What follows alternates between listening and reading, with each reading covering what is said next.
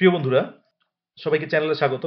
আজকে আমরা এই হক রুস্টিং এর পার্ট 2 করতে যাচ্ছি। আপনারা হয়তো অনেকেই অলরেডি দেখেছেন। না দেখে থাকলে পার্ট 1 একটু কাইন্ডলি দেখে নেবেন। তাহলে আজকে হক রুস্টিং এর পার্ট 2 চলুন আরম্ভ করি। তাহলে স্ট্যানজা নাম্বার হচ্ছে 4। আচ্ছা, or fly up and resolve it all slowly. এবার আমরা আগের দিনে কিন্তু দেখেছি যে বলছে যে ক্রিয়েশন আমাকে অল অফ ক্রিয়েশন আমাকে খুব সময় নিয়ে বানিয়েছে এবং আমি একদম এখন সেই ক্রিয়েশনটাকে আমি আমার ফুটের মধ্যে নিয়ে নিই। তারপরে বলছে অর ফ্লাই আপ। এবার দেখুন এতক্ষণ অবধি কিন্তু একটা জায়গায় বসা ছিল। হকটা একটা জায়গায় বসা অবস্থায় ছিল। আমরা হকটাকে বসা অবস্থায় দেখেছি। একটা গাছের উঁচু ডালের মধ্যে বসেছিল।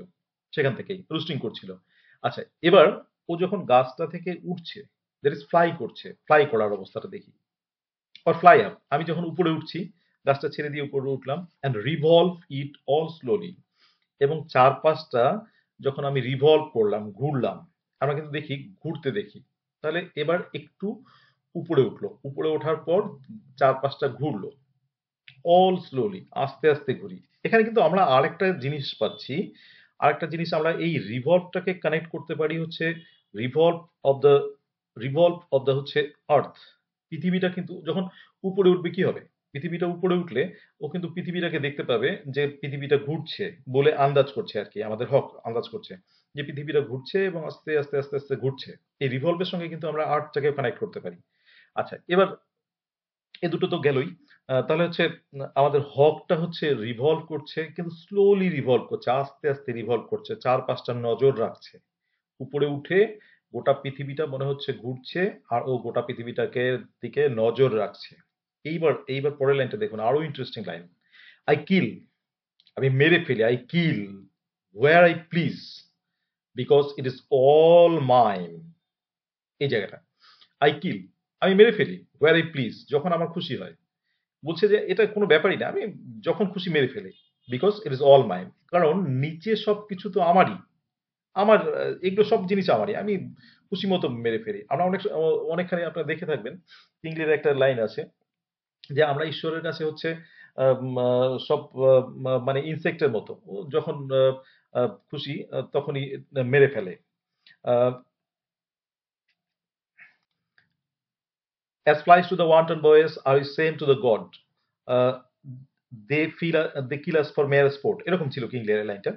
আচ্ছা, তাহলে এখানে কিন্তু সেই জিনিসটাই বলছে হক, যে উম, আমি মেরে ফেলি যখন আমার খুশি হয়, তখন আমি মেরে ফেলি এবং ইটস অল মাইন, কারণ সবকিছুই হচ্ছে আমার।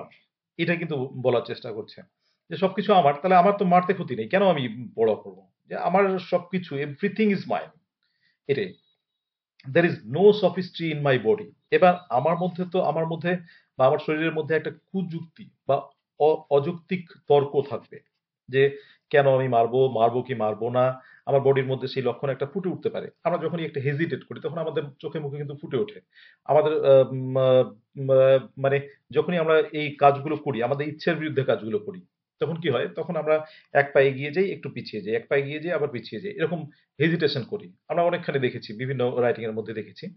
এইবার তাহলে ও কি বলছে যে না, আমার মধ্যে এরকম অযৌক্তিক তর্ক নেই তো। আমি আমি কেন ভাববো? কারণ আমারই যদি সবকিছু হয়, আমার মারতে কি? যদি আমাকে কেউ কোনো একটা খাবার দেয়, মনে করুন আমাকে কেউ খাবার দিল, তা সে নিশ্চয়ই আমার জন্য নিয়ে আসে, আমি খেয়ে নিলাম। এবার এ বলছে হ্যাঁ, এরকমই ব্যাপারটা, যে আমি কেন ওগুলো নিয়ে তর্ক করতে যাব? কারণ আমারই সবকিছু, আমি মেরে ফেলি, আর আমার মধ্যে সেই অযৌক্তিক তর্কটা কেনই বা থাকবে? থাকার কোনো ব্যাপার নেই। কারণ আমি একদমই এটা পছন্দ করি না। আমি যেটা পছন্দ করি সেটা হচ্ছে কিল করতে, এবং যখনই আমার খুশি হয় আমি কিল করে ফেলি। আচ্ছা, আবার খুব সুন্দর করে, my manners the tearing of heads. আমার ম্যানার, ম্যানার কিন্তু হচ্ছে আচরণ। ম্যানার মানে আমরা জানি সভ্য বা ভদ্র আচরণ। তাহলে এই বলছে কিন্তু আমার ম্যানার, আমার সভ্য ভদ্র আচরণ। আমরা আমরা আমাদের দৃষ্টিভঙ্গি থেকে যদি বলি, তাহলে ওর সত্যিকারী আচরণটা সভ্য বা ভদ্র বলবো কিনা সেটা নিয়ে সংশয়। কিন্তু আহ, এই হকের দিক থেকে কোনো এরকম ব্যাপার নেই। হক দোটানার মধ্যে নেই। কি বলছে হক? বাজ পাখিটা বলছে যে আমার আমার কাছে এটাই সভ্য আচরণ। মাই ম্যানার্স, আমার কাছে এটাই সভ্য আচরণ। কি? আর টিয়ারিং অফ হেডস, যে মাথা ছিঁড়ে ফেলো, একবারে ওকে মেরে ফেলো, একবারে ওকে কিল করে ফেলো, গলাটা ধরে একদম চিবিয়ে ওর গলাটাই ছিঁড়ে ফেলো। এটা এটা আমার ম্যানার, এটা এটা করতেই হবে আমাকে। এটাই আমি করি, করতেই হয় এবং এটা আমি করি। এর মধ্যে দোটানার কোনো ব্যাপার নেই, নো সফিস্ট্রি, কোনো সফিস্ট্রির কোনো ব্যাপার নেই। এটা বলছে। আবার বলছে প্লিজ, আমি যখনই চাই তখনই এরা বলি, এটার মধ্যে কোনো দোটানার কোনো ব্যাপার নেই। আচ্ছা, my manners are of tearing heads, তাহলে আমার ম্যানারটা হচ্ছে হেড টিয়ারিং করা, এবং এর মধ্যে কোনো দ্বিচারিতা নেই, আমি তাই করি। আচ্ছা, এবার পরের স্ট্যান্ডার্ডে আসি। আচ্ছা, পরের 4 লাইনে, the allotment of death for the one path of my flight is direct to the bones of the living, no arguments assert my rights. খুব সুন্দর করে বলছে, আবার সেই অ্যারোগেন্সটা, আবার সেই মানে উদ্ধত ভাবটা দেখি। দ্য অ্যালটমেন্ট অফ ডেথ, তার মানে হচ্ছে আমার কাছে ডেথের বরাদ্দ দেওয়া আছে। কেন বরাদ্দ দেওয়া আছে? যে মৃত্যু আমার মধ্যে দিয়ে হবে, আমাকে বলা আছে যে তুমি মেরে ফেলো। এটাই অ্যালটমেন্ট অফ ডেথ। আমি I am the symbol of allotment of death. আমাকে আমাকে অ্যালট করা আছে যে তুমি ডেথ করবেই, তোমার ডেথই তোমার কাজ। তাহলে আমি কেন সফিস্টি থাকবে আমার বডির মধ্যে? The allotment of death for the one path of my flight is direct, কারণ আমার যে আমি যেভাবে উড়ি, আমি যে পাথে উড়ি, আমার যে রাস্তাটা, ফ্লাইটের যে রাস্তাটা, আমার ওড়ার যে রাস্তাটা, সেটা কি একদম ডাইরেক্ট। কিরকম direct? Through the bones of the living, যে যে জীবিত আছে তার বোনের মধ্যে দিয়ে আমি চলে যাব, তাকে তাকে ছিন্ন ভিন্ন করে ফেলবো, এক কথা তাকে ছিন্ন ভিন্ন করে ফেলবো। তাহলে আমি উড়ি একটা কারণেই, কোনো কারণ নেই, আমার একটা কারণেই ওরা, সেই কারণটা হচ্ছে যে ওই যে প্রাণীটা দেখা যাচ্ছে নিচে, উপর থেকে আমি যে দেখতে পাচ্ছি, ওকে ছিন্ন ভিন্ন করে ফেলবো, ওর কাছে আমার মানে আমি একদম ডেথ পৌঁছে দেবো, আমি ওকে মেরে ফেলবো।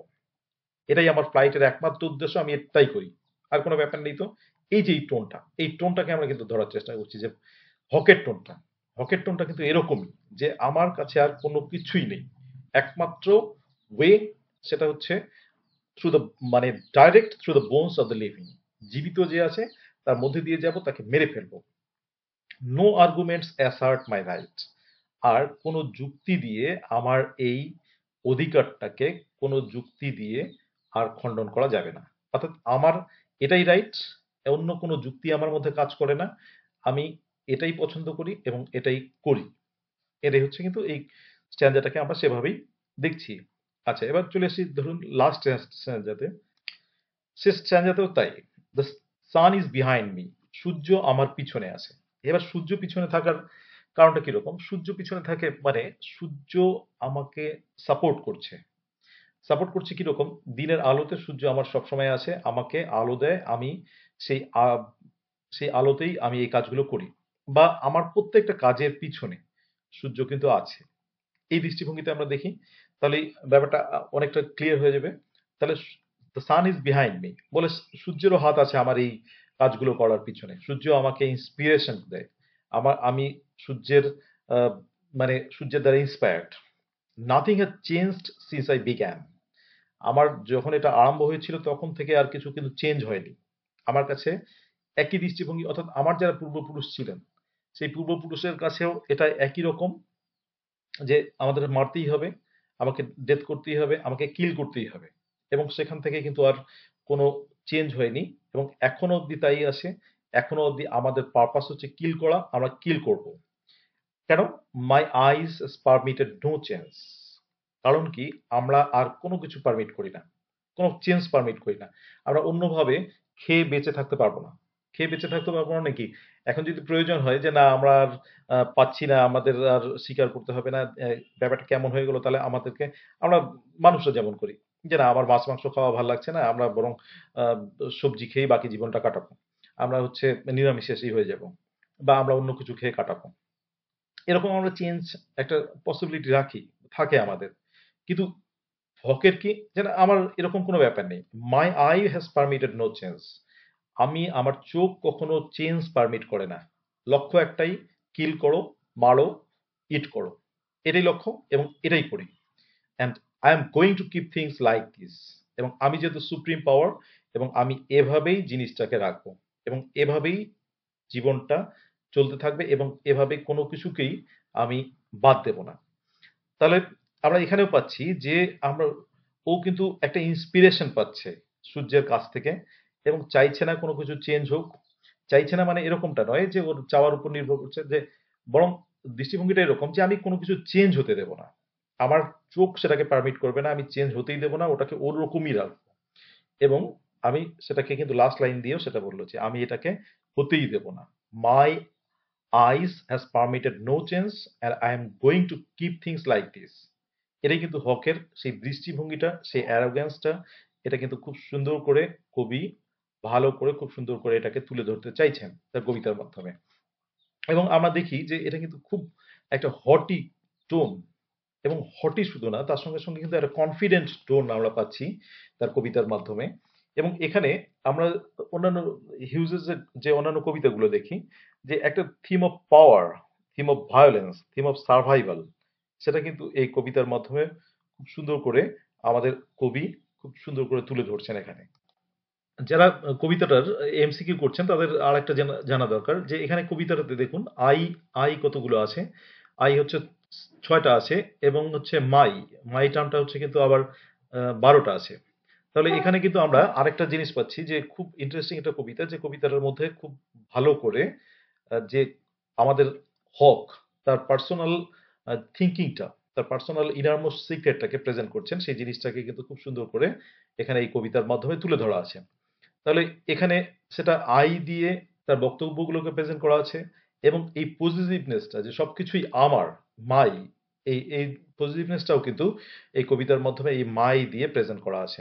এবং খুব সুন্দর একটা কবিতা, এবং হকের দৃষ্টিভঙ্গিটা খুবই সুন্দর। আশা করি কবিতাটা ভালো লেগেছে। আর যদি ভালো লাগে তাহলে অবশ্যই চ্যানেলটাতে কমেন্ট করবেন এবং চ্যানেলটা সাবস্ক্রাইব করবেন, আর সঙ্গে শেয়ার করবেন। Thank you for watching the video. Please subscribe the channel. Let's learn blooming birds and stay tuned.